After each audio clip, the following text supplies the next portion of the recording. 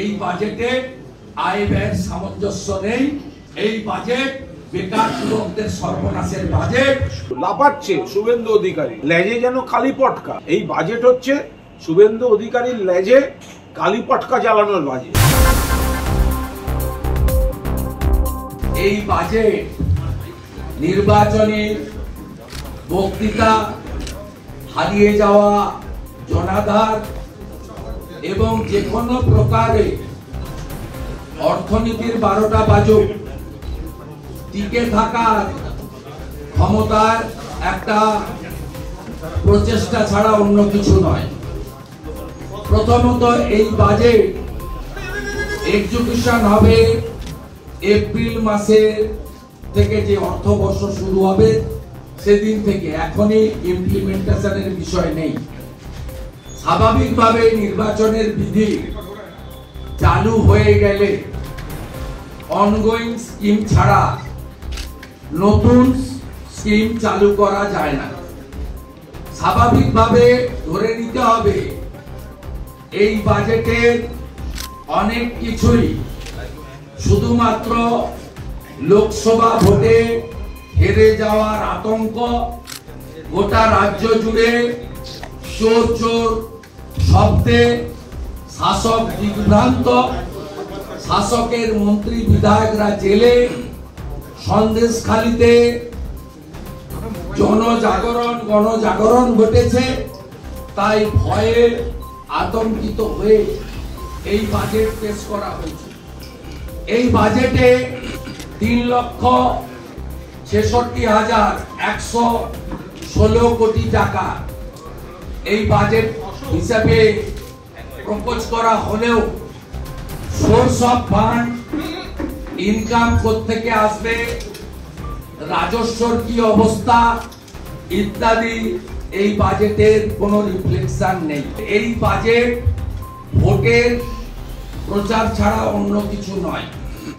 এই বাজেটে পশ্চিমবঙ্গে কর্মসংস্থান, শূন্য পদে নিয়োগ, শিল্প বাণিজ্যের পরিবেশ এবং রাজ্যকে এগিয়ে নিয়ে যাওয়ার কোনো দিশা এই বাজেট দেখাতে পারে না।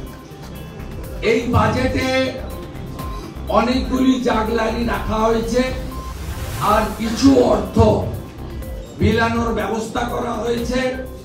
তাতে আমাদের অর্থ বৃদ্ধি নিয়ে কোনো আপত্তি নেই, কিন্তু আমাদের বক্তব্য খুব ক্যাটেগরিক্যালি ছিল, আছে, ভবিষ্যতেও থাকবে। যখন প্রথম থেকে এই লক্ষ্মীর ভান্ডার নামক এই প্রোগ্রাম চালু করে এই রাজ্য সরকার, তখন বলা হয়েছিল সাধারণ ক্যাটাগরিতে যা পাবে এসসি এসটিরা ডবল পাবে।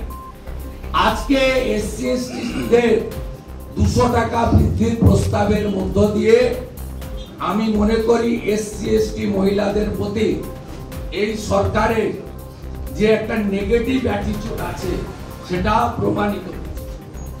আমরা এখানে লক্ষ্য করলাম civic volunteer, village police, green পুলিশদের 1000 টাকা বৃদ্ধি হয়েছে। 2012 সালে 5000 গ্রাম পঞ্চায়েতে ভিলেজ পুলিশ নিয়োগ হয়।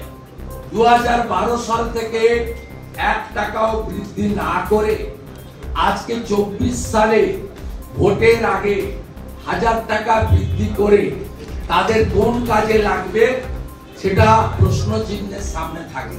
এই বাজেটে আয় ব্যয়ের সামঞ্জস্য নেই। এই বাজেট বেকার যুবকদের সর্বনাশের বাজেট। এই বাজেট পাহাড়, সুন্দরবন, জঙ্গলমহলের উপেক্ষার বাজেট। এই বাজেট চা শ্রমিকদেরকে ভাড়াটিয়া বানানোর বাজেট, মালিকানা কেড়ে নেওয়ার বাজেট। আমরা এই বাজেটের তীব্র বিরোধিতা করছি। এখন বাজেটে কোনো মানে হয় না, কেন্দ্রের বাজেট হোক বা রাজ্যের বাজেট হোক। আসলে যেটা হয়, ধার করার সংসারে আয়ের ব্যয়ের কোনো নিজস্ব কোনো নিয়ন্ত্রণ থাকে না।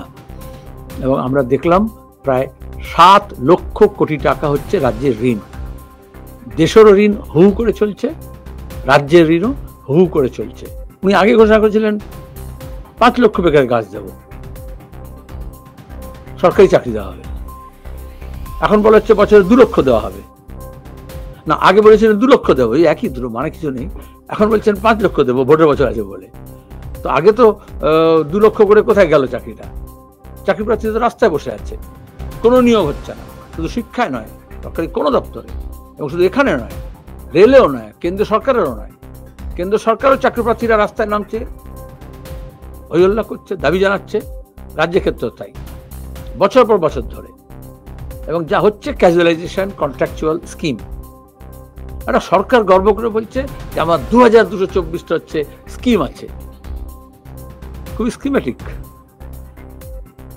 আসলে একটা হয় উন্নয়ন পরিকল্পিতভাবে, সেখানে ক্যাপিটাল ইনভেস্টমেন্ট লাগে, যেখানে ধার করা হচ্ছে। এবছরও প্রায় 1,73,000 কোটি টাকা, তাই তো আজকে বাজেটে বলেছে তারা ধার করবে, ঋণ করবে। যত ধার ছিল স্বাধীনতা থেকে 2011 পর্যন্ত রাজ্যের, তত ধার 1 বছরে করা হবে। এতে কোনো মুখ লুকোনোর জায়গা আছে? তারপর বলছে আমি দিয়ে দেবো, কিন্তু যেটা বেসিক, যার ফলে ক্ষুদ্র মাঝারি শিল্প সংকটের মধ্যে আছে। গোটা দেশের কেন্দ্র এবং রাজ্য সরকারের পলিসি এটাই। মুষ্টিমেয় কয়েকজন বিশাল করে তাদের সম্পদ বাড়ছে, তাদের ডিভিডেন্ডও বাড়ছে, প্রফিটও বাড়ছে, কিন্তু একেবারে তলার দিকের মানুষের কাছে তাদের হচ্ছে ক্ষুধা বাড়ছে, তাদের হচ্ছে আয়হীন তারা হচ্ছে, তাদের আয় কমছে, অথচ ব্যয় বাড়ছে। এই বাজেট সে ব্যাপারে কোনো দিশা দেখায়নি, কোনো ভাবনা নেই।